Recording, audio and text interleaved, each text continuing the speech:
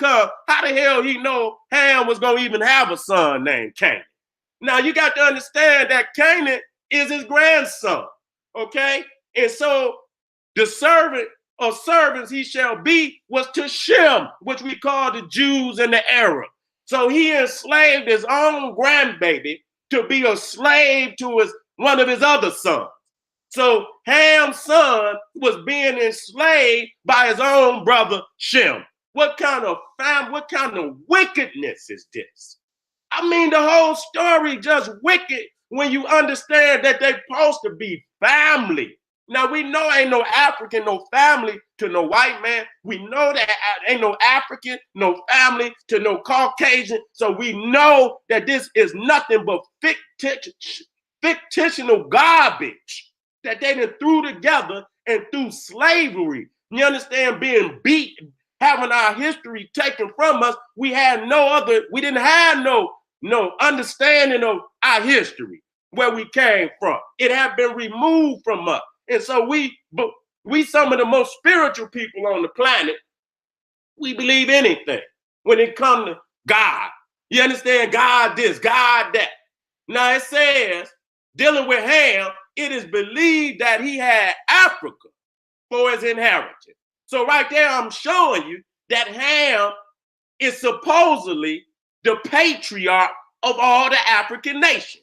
And so you start right there, that the first one, the patriarch of the African nations, is already cursed. He's already cursed. And many other books, like the Talmud, say Ham sodomized Noah. Do y'all understand that? They say Ham sodomized Noah. Okay? And just destroying the character of African people in this garbage. So the Bible ain't too much different than the Talmud. The Talmud is up front with his shit. It tell you flat out that, and I'm gonna read some of that so you know. Okay? And it says it is believed that he had Africa for his inheritance and that he peopled it, but he dwelt in Egypt. Africa, Egypt, is called the land of Ham in several places of the Psalms. Okay? I had to be clear about that. See, they tried to switch it up and say Africa. It's Egypt.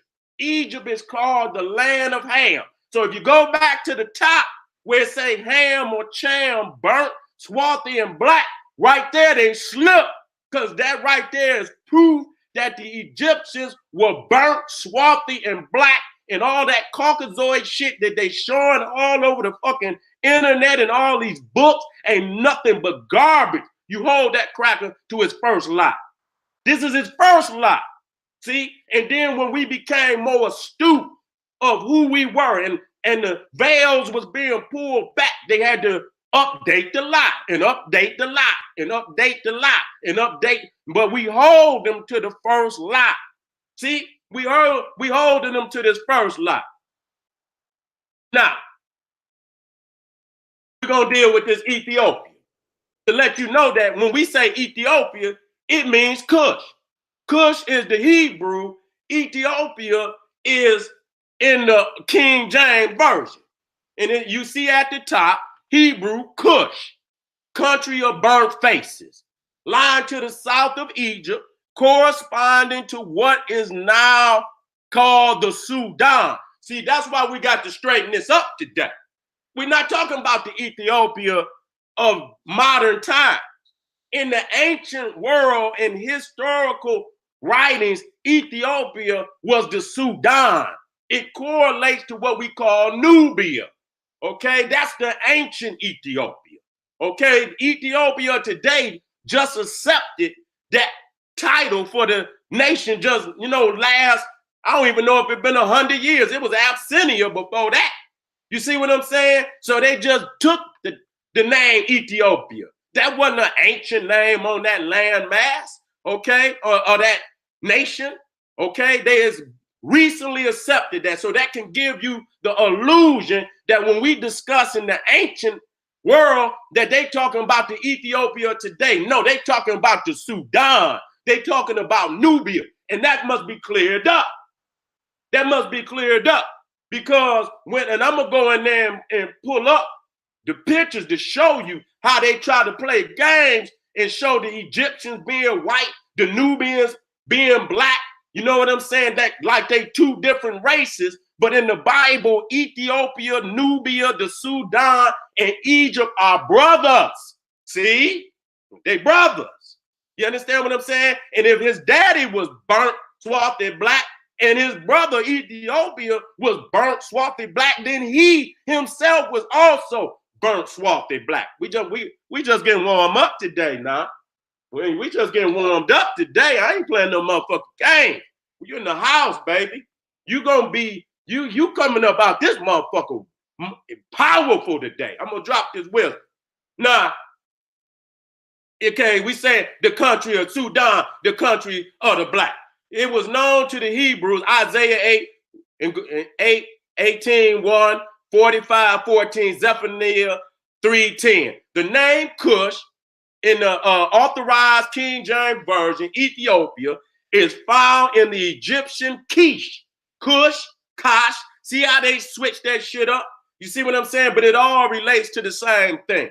Evidently applied to the same territory. In one passage in the description of the Garden of Eden, and this is what I'm discussing today. See how they go, you know, when they play the Garden of Eden, it says an Asiatic Kush or Ethiopia must be intended.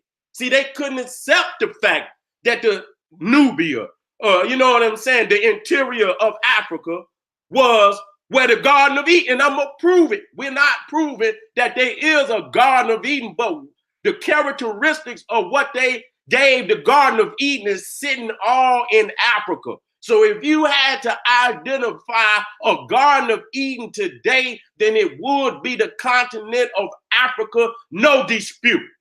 No goddamn dispute. We're in the house today. But now they want to take that out of Africa.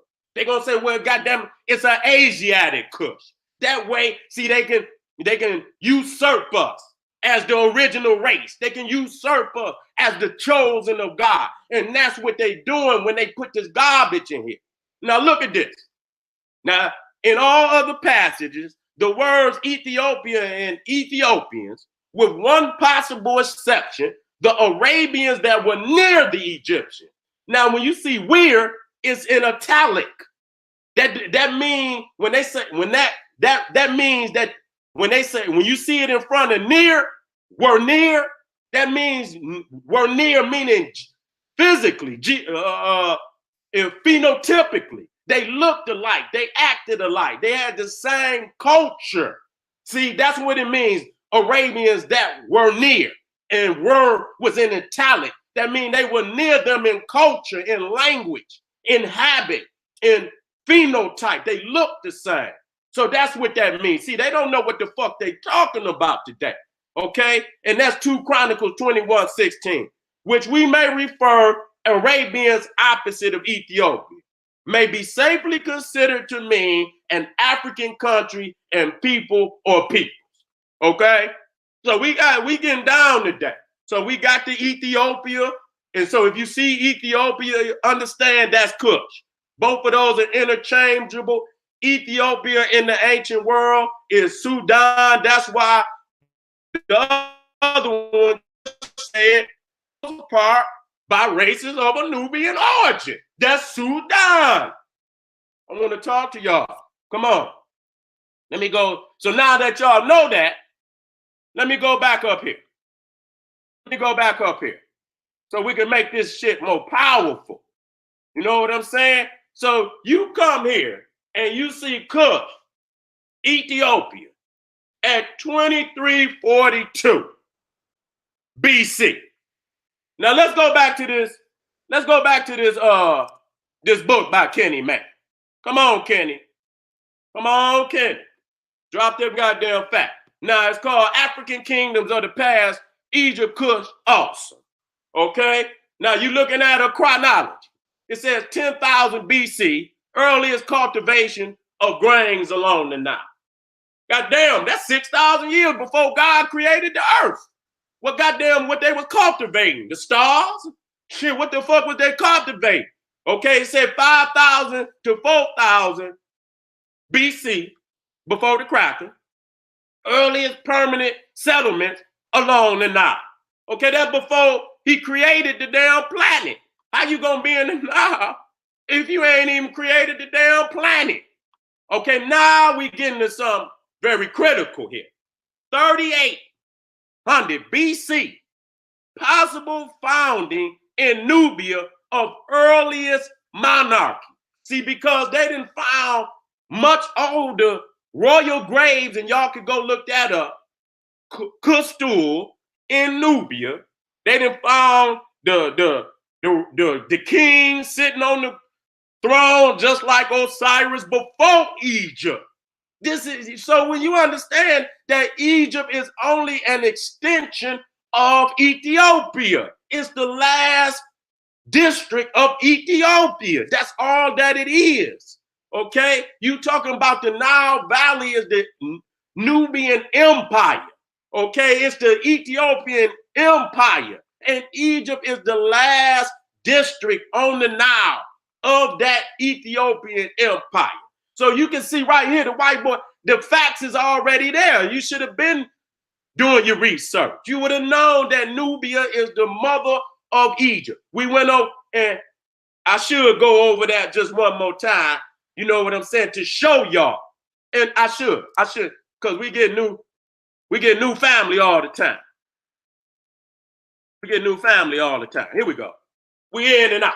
So a lot of people say, damn, Seti, why you got the map upside? It's not upside down. It's top side up, because the interior of Africa is the top. You see, when you're talking about the flow of the Nile River, if you look at where you see Victoria, the criminally renamed Lake Victoria. Victoria ain't even got a goddamn lake in Britain. So how the fuck she gonna have one in Africa? Ain't even got one in Britain. Ain't even got one in her own land. And here she got one in Africa. But it's been criminally renamed. This is the source of the Nile. It's flowing from that river down into Egypt. Okay, and that's how the people came up out of Africa, down the river into Egypt. So Egypt is at the bottom. So you can see Nubia is above that. You see what I'm saying? You see Nubia, that's Sudan. That's what we talk. That's Kush. That's the Ethiopia. Okay, and then you see Aksum. The nation of Ethiopia today was Aksum before it was ever Ethiopia. You understand? That was the ancient name of that land. It was Aksum, and that was the last stage of the Nubian Empire, where the Aksamites later conquered Nubia. That's after it had got so old. You understand what I'm saying? Then Aksum rose up, and Aksum was the last great Nile Valley civilization. Okay? Now, you know, so we looking at how our people came down the Nile. You understand what? In chronology. We doing it in chronology and in sequence. And when you look at that, like I say, when you look at the other civilizations, you're going to see that they start in the south, where the Africans sailed in. They sailed into Mesopotamia, Iraq, and Iran. That's why it started right there on the Persian Gulf. They sailed into India. They took the monsoon, and that's why it started right there in today, what is Pakistan, not even India. The Indus River today is in Pakistan, okay? But that's when the British went over there, and the British put them lines, and them goddamn Europeans put them lines in there just recently. Them goddamn lines wasn't there. When they carved Africa up then and carved Asia up, then they put all them lines in there today. You can't look at them lines and think they ancient. That's when, okay, this is my part. I'm going to put my lines here. You understand? All them Europeans at the Berlin Conference, when they carved Africa up between the European nations and carved Asia up between the European nations, then they put them in there.